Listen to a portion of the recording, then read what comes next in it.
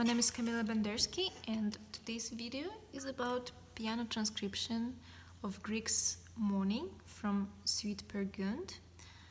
So I'm gonna play it right now and then I'll discuss a few things.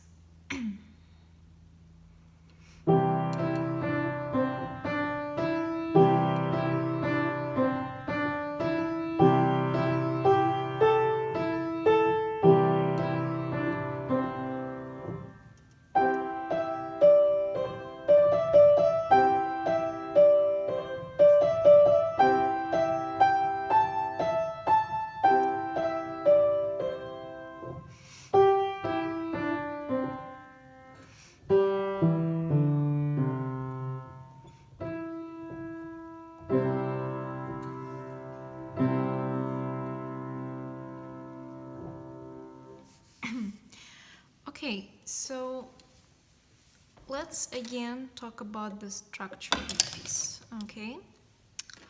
So the first bar of the piece we're gonna mark as A. Oh, sorry, A1. A1. Then we're gonna count 4 bars from the first bar. 1, 2, 3, 4.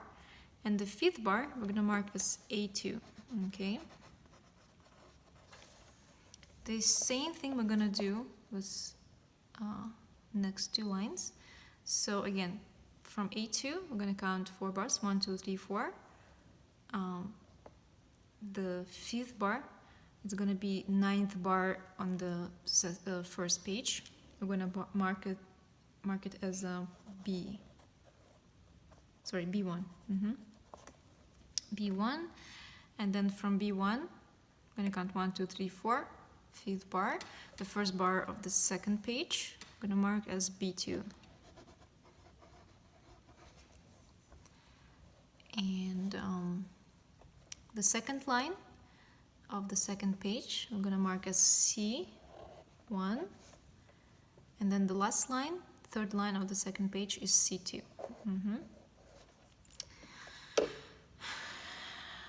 Okay, so let's talk about our positions and let's begin with A1.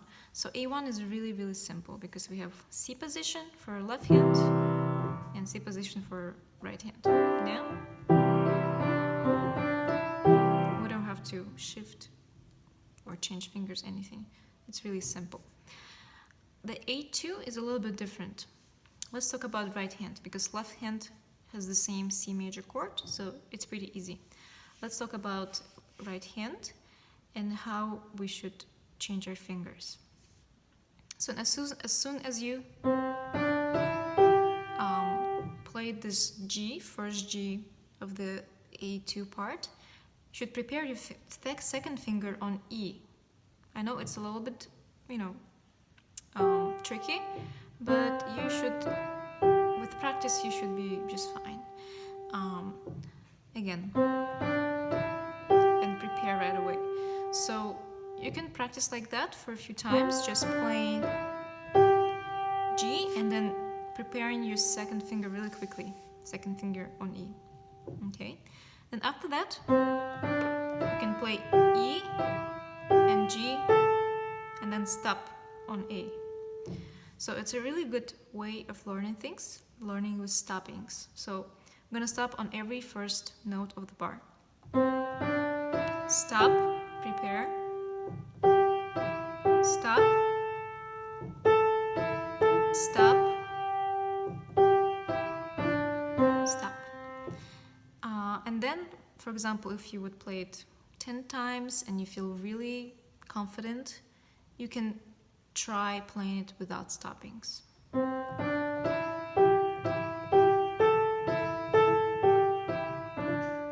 Okay, so, and also as you might notice, we have a lot of repeats here.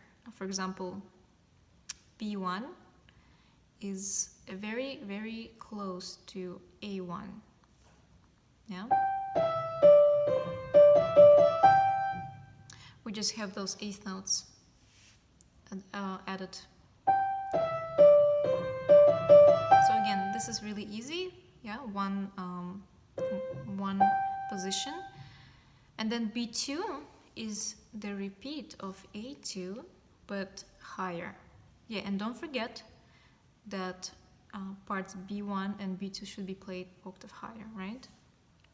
So again, B2 is a little bit tricky because we have to change our fingers. Yeah, change our positions. So basically do the same that we did in part A2, just practice with stoppings. Okay, C1 is pretty easy too. As you might notice, this little phrase is the beginning of the A2 and B1. So I'm gonna play, sorry, not A2, A1 and B1. So I'm gonna play A1. Yeah? And then C1. Then B1. Yeah, the same phrase. Okay, C1. The repeat in the left hand. And then C2 is really easy too.